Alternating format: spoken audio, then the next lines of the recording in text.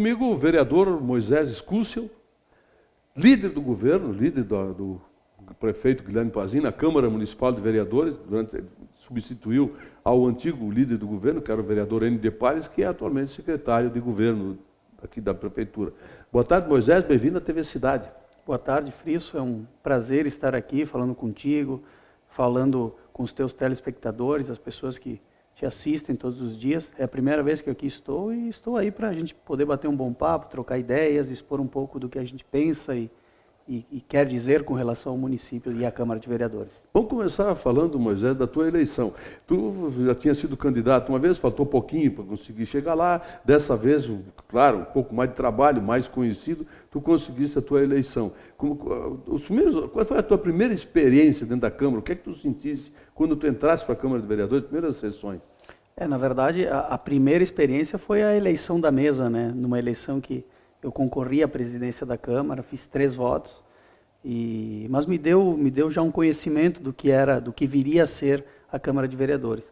E depois é aquele primeiro impacto da chegada, um conhecimento maior.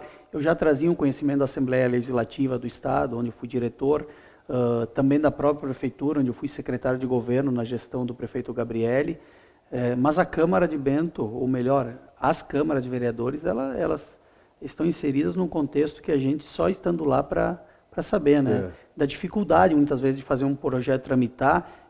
Talvez nem seja a palavra certa a dificuldade, mas o trâmite desse projeto, o trabalho que tem que ser feito junto aos colegas para fazer com que esse projeto possa ir adiante, o trabalho das comissões que fazem a análise da legalidade, da constitucionalidade. Então, tudo isso, com o tempo, a gente vai aprendendo, né? Mas eu estou bem feliz de estar na Câmara de Vereadores. Mas uma coisa eu imagino, mas é que a gente chega numa Câmara de Vereadores, ou numa Assembleia Legislativa, ou no Congresso Nacional, cheio de vontade, de chegar lá, quer fazer, porque tu acha que aquilo lá vai ser, e de repente tu vê que não é bem assim. Não é por aqui, tem que chegar lá, tem que conciliar aqui, conciliar lá, tem interesses outros que são diferentes, etc. Verdade. Deve ser uma dificuldade. Por isso. Na verdade, nós estamos, hoje, Bento tem 17 vereadores. Então, não é só a vontade dos 17 vereadores, mas a vontade da população que escolheu aqueles 17 vereadores para representá-lo. Então, tu lida com tudo isso e, além disso, tu lida, como eu disse, com a questão da legalidade de um projeto. Daqui a pouco o vereador tem uma ideia de implementar determinada ação, mas esbarra na competência dele de poder fazer aquela lei. Muitas vezes, o vício de origem, o que é o vício de origem? É um projeto que só pode ser feito pelo Executivo, pela administração municipal e não por um vereador. Por quê? Porque vai representar despesa para a administração, um exemplo, né? A questão da inconstitucionalidade do vereador estar interferindo numa área que não é de sua alçada. Então, com todos essa questão, o vereador tem que lidar quando vai fazer um projeto ou ter uma iniciativa, né? Às vezes, é um pouco decepcionante, né? A burocracia, a demora da implementação, não porque o colega não queira, o prefeito não queira, ou o fulano não queira. É porque o sistema é esse. Mas eu imagino que tenha isso, Moisés, até por tudo aquilo que eu tenho lido e ouvido. Por exemplo, um deputado, um vereador, coisa assim, ele tenta fazer alguma coisa e, de repente, ele é barrado, porque ele não é, a bancada dele não é maioria, ele é barrado porque aquilo poderá projetá-lo politicamente e aquilo não é de interesse dos demais. Pode acontecer isso? Eu acho que acontece. Claro que acontece, claro. Mas aí entra uma outra questão. Vamos deixar de lado a questão da legalidade, a questão da dificuldade, muitas vezes, de fazer um projeto andar, e vamos falar do trânsito deste vereador junto aos colegas, que também é importante. E aí, muitas vezes, é importante os bons relacionamentos dentro da Câmara para ter um canal aberto com o vereador A, ou com o vereador B, ou com o vereador C, para fazer com que esse projeto ganhe corpo e ganhe o apoio dos demais. Isso também é importante. Então, não adianta, muitas vezes, nós estarmos no Legislativo e quereremos colocar goela abaixo dos colegas determinado projeto ou determinada ação. Sim, tem que ter a conversa, tem que ter um bom relacionamento. Claro, tem que ter um relacionamento com as demais bancadas, por exemplo, com o PT, com o PP, com o PSB, com o PPS, com o PTB, com o PSDB, para fazer com que os demais partidos também comprem essa ideia. Isso também é importante.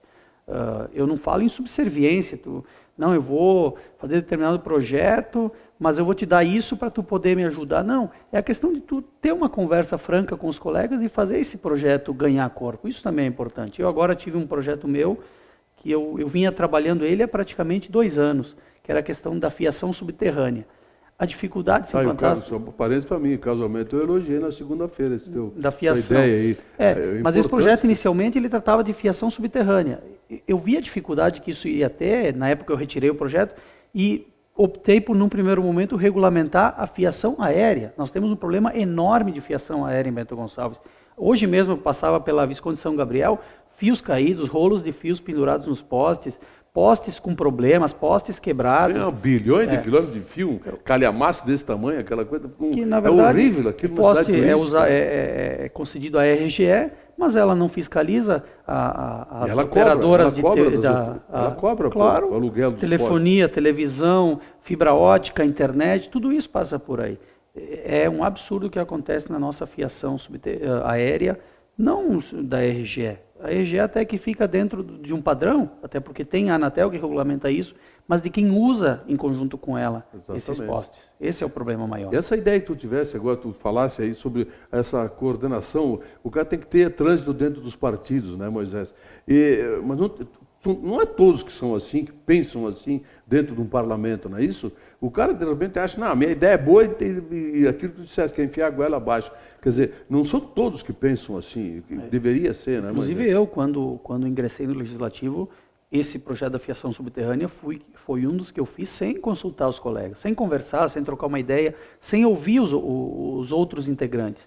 E isso me deu uma dificuldade muito grande, mas me fez aprender, assim como outros projetos. Então, eu acho que tem que ter isso sim. Tem colegas, e eu respeito o posicionamento de cada um, que preferem fazer de uma forma mais, eu diria, agressiva a inclusão de um projeto na pauta, sem criar uma discussão maior antes de inseri-lo na pauta de votação. Mas aí a dificuldade é maior, né? A dificuldade é maior. Porque o vereador, os 17 vereadores, acabam sendo cobrados pela comunidade. Como é que tu aprovou um projeto desse? Como é que tu deixou de aprovar? O vereador também é cobrado por isso, né? Moisés, vamos falar sobre o teu papel na Câmara de Vereadores como líder de governo. As pessoas têm dificuldade de me entender, a maioria das pessoas, o que significa ser líder de governo na Assembleia, na Câmara, ou no governo federal, no Senado, seja o que for. Qual é o teu papel dentro da Câmara de Vereadores de Bento como líder do governo? Isso é importante que a gente esclareça, porque muitas vezes o líder de governo ele é encarado como aquele vereador que só defende o governo.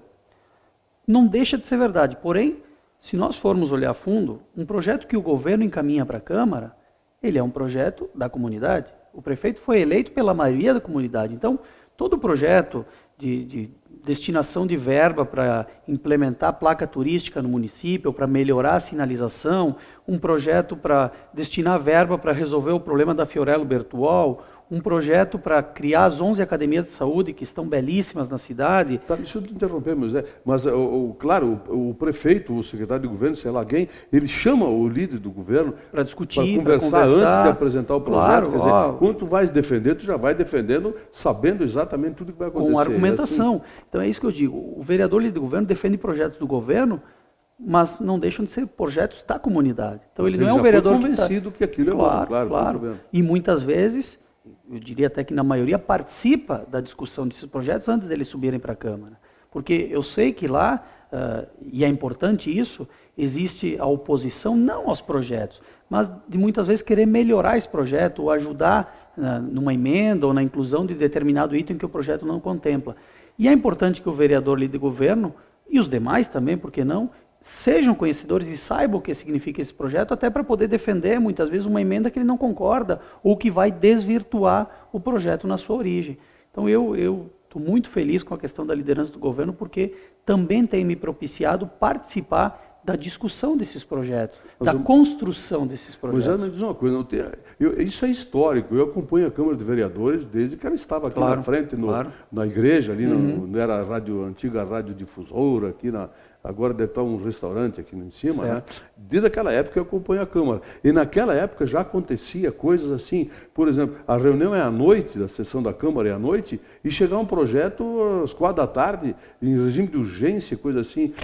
Por que acontece isso? Mas não tem como mudar isso? Na verdade, isso ainda ocorre, tá? Nós não vamos aqui usar de hipocrisia dizendo que isso não ocorre. Não, isso continua ocorrendo. Normalmente os projetos de regime de urgência, com exceções, é claro, eles sobem por questões de que precisa se destinar determinada verba por uma imposição legal, uma imposição do governo federal, determinado projeto do governo federal precisa ser votada a verba hoje porque ele tem que ser incluído no orçamento, ou precisa se modificar uma dotação orçamentária.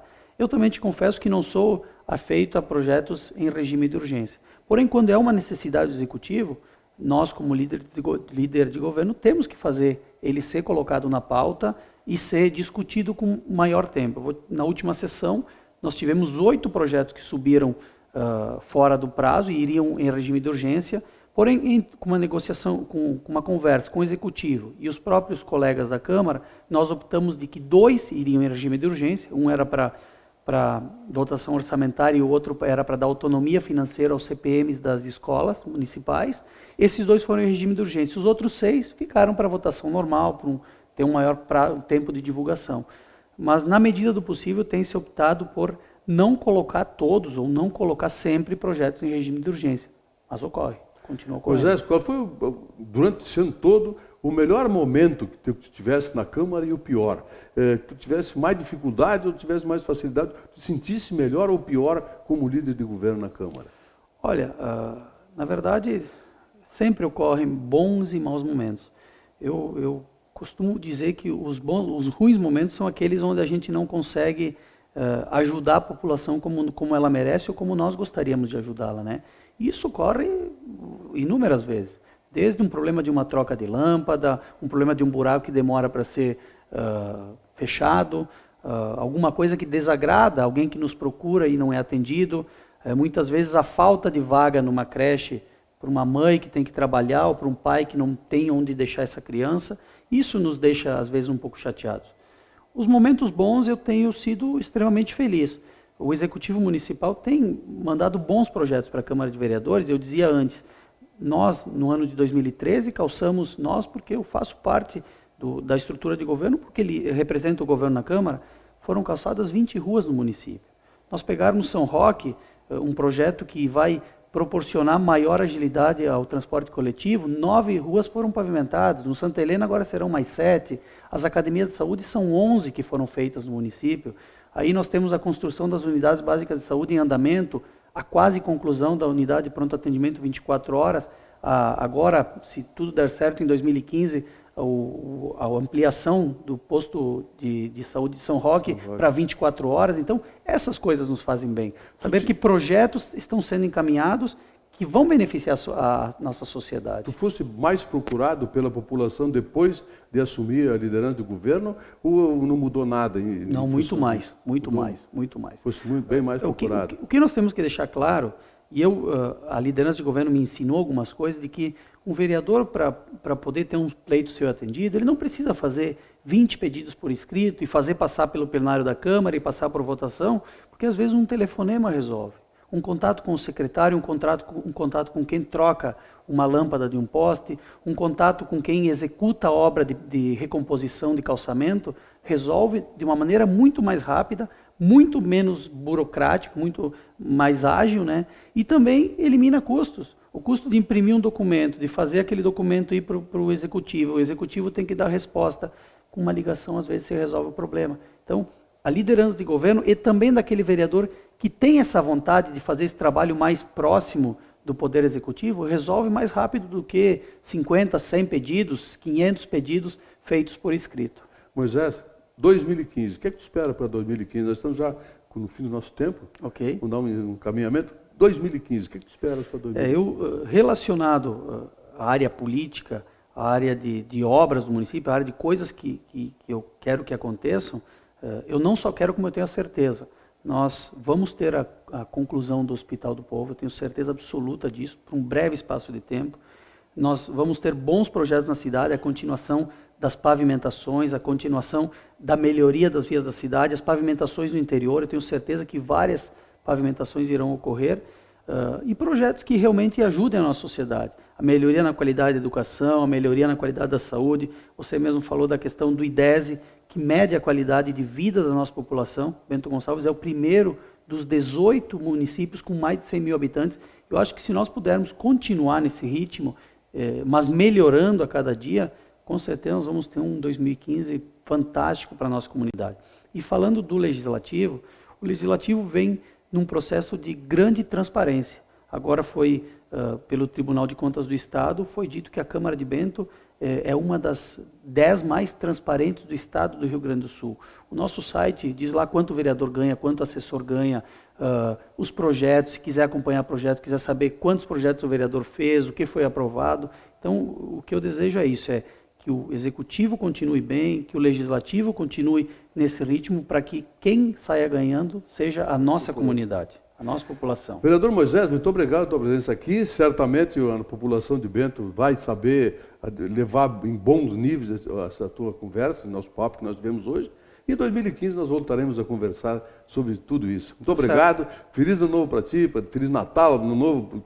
Tenhamos nós todos um excelente 2015 e boas festas. Te agradeço, Friso, pela oportunidade de estar aqui e também quero desejar à comunidade de Bento Gonçalves e quem te assiste um ótimo Natal e um 2015 repleto de muitas realizações. Obrigado, Friso. Muito obrigado, telespectador, pela sua audiência. Eu volto amanhã.